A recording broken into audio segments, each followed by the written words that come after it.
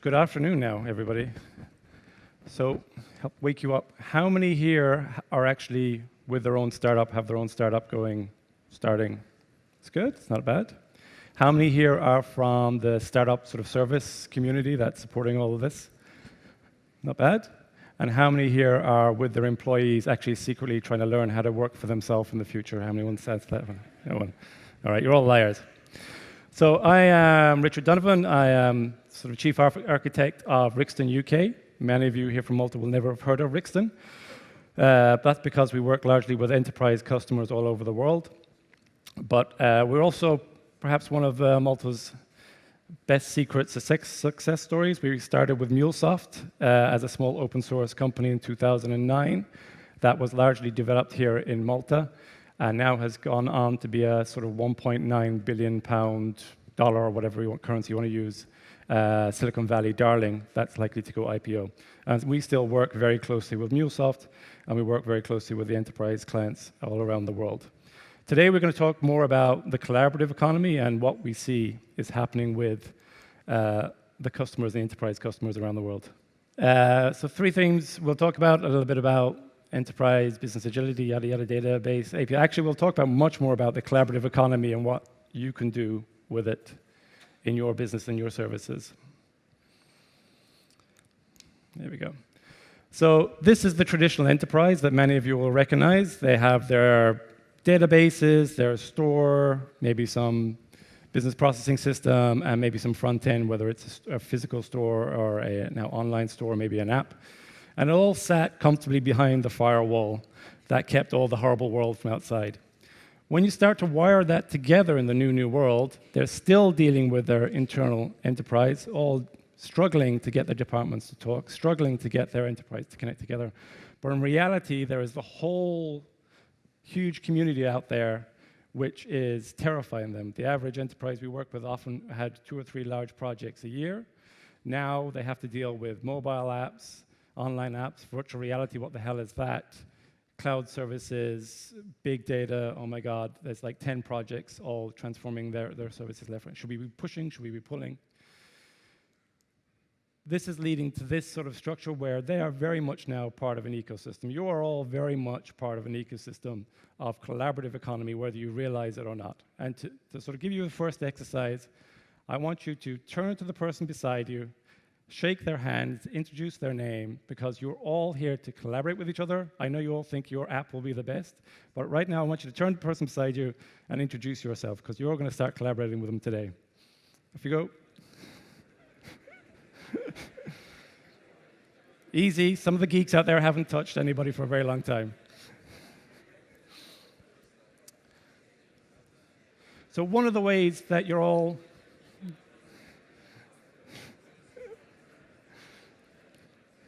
this could go on for quite a while. You see the power? See the energy this creates collaborating? So whilst you're all, we've already talked about, easy, come on. I've created a nightmare. So whilst we've already talked about some of the future destinations, quiet. Thank you. We've already talked about some of the future destinations, and a lot of you are out there trying to build the next app, the next Uber, the next cool thing. And that's great. But what I want to put into your mind as part of this collaborative economy or part of the industry you're working with is another piece of the puzzle, which is not looked at, not talked about, is the API. Now, as chief architect, I won't go into this, but it's a simple giving yourself an opportunity for your service, your idea, your concept to talk to another service or concept through a machine rather than having you dealing with your one-to-one with your app. As we'll see, it's very simple, and it can be very powerful to where you want to go, what you think your company is trying to do. So API growth, whilst we all talked about app growth and online stores, API growth has just, not quite exponential, but it has been a rapid growth through all the platforms. There's some sites tracking this, but this growth that we're seeing online, how you're dealing with your payment systems, how you're dealing with your booking systems, how you're dealing with your banking systems, how you're dealing with practically every service you deal with. When you click on a browser, you've got you'll see your cookie blocker is blocking 15 different calls, all going to different API services, monitoring, tracking, and monetizing the data that you're doing. And that is just the public APIs. Beneath that, most enterprises are trying to break themselves up internally into APIs that offer internal services. As we talked about, the legal services, the banking and finance services, all internally trying to construct what is their future API for the public, what is their API internally to allow themselves to collaborate with other companies going forward in this business. If we think of this, you've got the option to be your closed business or your collaborative business. We all love Apple and Apple products, but Apple recently announced that they were blocking app access to other apps. So nearly 90% of all Swedish apps that do payments connect to a bank ID in Sweden. That lack of a collaborative economy in the Apple App Store would shut down 90% of those apps, failing them to look. On the right-hand side for you, or left-hand side for you, again, Apple has been amazing. If you want to go fast, they say often go alone. But if you want to go far, go collaboratively. Google came out with their Android open platform. And the blue line is the Android growth. And whilst we've seen significant growth, the black line is essentially Apple, where you can see it peaks every new release of a phone. But it's very much a closed ecosystem. So you've got tremendous potential to scale, and we'll talk about the revenues that can come with having a simple API, a simple way for your business, your app, your community, your idea to connect. So we work with a lot of large media customers in the UK. If we take Sky, for example, Sky wanted to move into the Republic of Ireland to offer a broader set of services, broadband telephony. They did not want to go building out a large infrastructure. And the existing incumbent would have been Eircom, the red one, but they did not have a good API. But BT did. So Sky, to launch their services, we went through to BT and then on to Eircom, completely making the new service transparent to the internal system. It didn't know it was talking to a new country. Much of the processing got offloaded into cloud-based system, into Salesforce.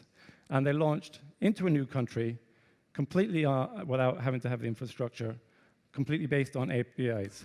The revenue that was generated, which is many millions, I would say for Eircom, which was in desperate need of the money, came out of nowhere because somebody could drill a hole and get an API access to them. This is the sort of collaborative potential of having yourself open with an API. This project, by the way, was launched by Pierce Brosnan, but in reality, the customer management system was an IBM system, an old IBM system that didn't want to talk to anybody. The BT and Eircom were fighting, so I often think that this project was designed by this guy, not by James Bond. So your traditional broadcast is, as we've heard, is undergoing another revolution. The very few people are watching, say, on what we call linear TV, traditional TV. Sky in the UK would broadcast their traditional TV online on your iPads. But that revenue, those advertising was already sold for your linear TV. There was no revenue to be gained to put it online. What we've done with them is wire up their enterprise system. So we take that same content, we remove the ads in real time, then we auction off your profiles in real time to targeted advertisers and replace that advertisement with a targeted streaming ad with 1/24th of a frame accurate. And we're connecting to Google with DoubleClick, we're connecting to YoSpace for the ad serving content, and we're connecting to many other service providers. All of this infrastructure came out of these companies providing an API to enable it, and it went from a zero revenue streaming broadcast system to now a multi-million-pound per month revenue system, where those targeted ads are actually sold at more than a traditional linear ad, and they can be sold up to 15 times over, and that can scale even further. Again, all of that revenue is without your traditional app, without your website. It's about companies coming together, collaborating on their APIs. And with that comes the massive amount of data collection that comes with that system, and that just leads to a whole new range of services that will follow on behind that. We're working with Universal Music Group. We talked about already today that music media is an area that's been traditionally heavily disrupted. Music is water. Well, Universal Music like to think that they were the reservoir of all that water, and they're not particularly keen on everybody uploading their content to YouTube, to streaming channels, Spotify coming on, all these streaming services. Until they start to rethink. All that uploading, all that YouTube hits, they were value vampires. They were stealing their content. They had to be shut down. We had to have legal process. We had to have cease and desist letters. Right now, we're working with Universal Music, and we are putting them at the center of the ecosystem. We're also working with SoundCloud and Spotify and others, pulling in their data. So now what happens when somebody, who will remain nameless, uploads a music video to YouTube, the AI comes along and finds that music song and tags it. It will send the ID to Universal Music, and it will ask Universal Music, would you like to pull this content down, or would you like to monetize it? And a lot of you at Universal Music will say, yes, we would like to monetize it. Suddenly that value vampire becomes there's thousands of people out there creating channels, content, niches for music, creating a huge amount of data. All of a sudden we could see maybe country and western is big in Japan, and we should send country and western artists to Japan. Or maybe Maltese music is trending in Sweden or something. And from that data, from that collaboration, from that community, all of a sudden, there is a whole new revenue, a whole new opportunity that they would never have had if they had approached it in a traditional, closed, we know best sort of enterprise.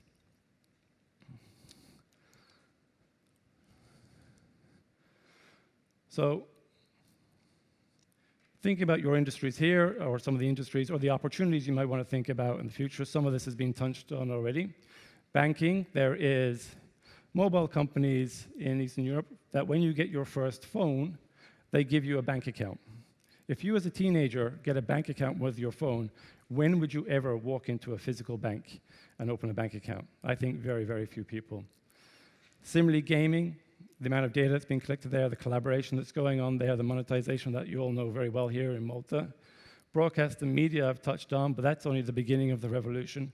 We're looking at doing VR channels about native product placement across products. When you're doing your VR and you like what an actor is doing, you can actually tag that product and you can pick that out of the streams. Healthcare is just beginning with devices recording and monitoring back. But what you want to say is if you've got a device, if you've got an app, you've got a genre, you want to work with a government healthcare system, collect the data but create an AI because people will collaborate with you, like Fitbit, like all the fuel bands, where they're creating APIs that people can add their own value onto it. People working with diabetes, working with different diseases that will suddenly create a new innovation that you don't have the time or the opportunity maybe to focus on, but other people are very passionate about. Tourism, again, very important here, but engaging, communicating, allowing. We've worked with a German company. They had 10-year-old software. They spent 5 years rewriting it to make the perfect website, and they haven't shipped a single line of code. When we start talking to them about AI or APIs, they suddenly realized that with a very simple change, they could open up their existing platform, and suddenly every blogger, golf blogger, chef, cook, person with a passion could be using their platform to promote travel, destinations, tours, and all these services. Suddenly they had thousands of windows on the world rather than trying to build this one website, and it completely changed their direction in terms of tourism. So we work primarily with open source tools. A lot of them we work with is based around Mule. This is an API designer.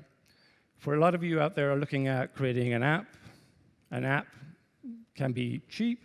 They can be quite expensive.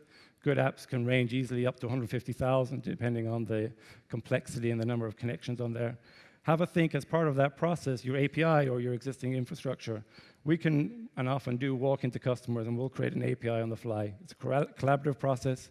We will work with developers to say, what sort of service do you want to see? We will design it on the fly and we can press go and it's running in the cloud against their data. And this is transformational because that can be a collaborative process. People can then start asking for requests almost in real time. Into the future, AI is on the agenda. There's been much more knowledgeable talk about AI. The only thing I would say is AI is probably the only invention that will allow you to do more mistakes than guns and tequila. I think I'm misquoting that quote. What we're happening here is that you do not have to be all knowledgeable in AI services. Some people have already talked. We have new AI APIs being launched, and we've worked with Bloomberg, and we've done presentations where you can connect to these systems and services. You don't need to know whether it's a person or an AI. It will do things like, as we're seeing here today, your scheduling. It will do some of your fraud detection for you. You can then collaborate and build these systems together very, very rapidly.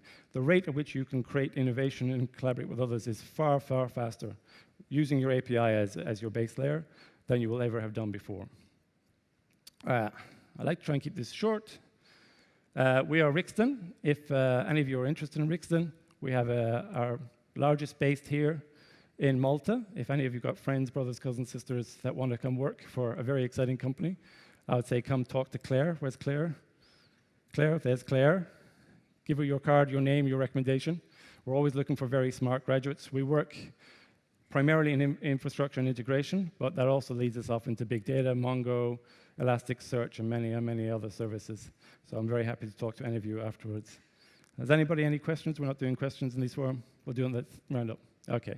Thank you very much, and it's been an absolute pleasure to be here. Thank you.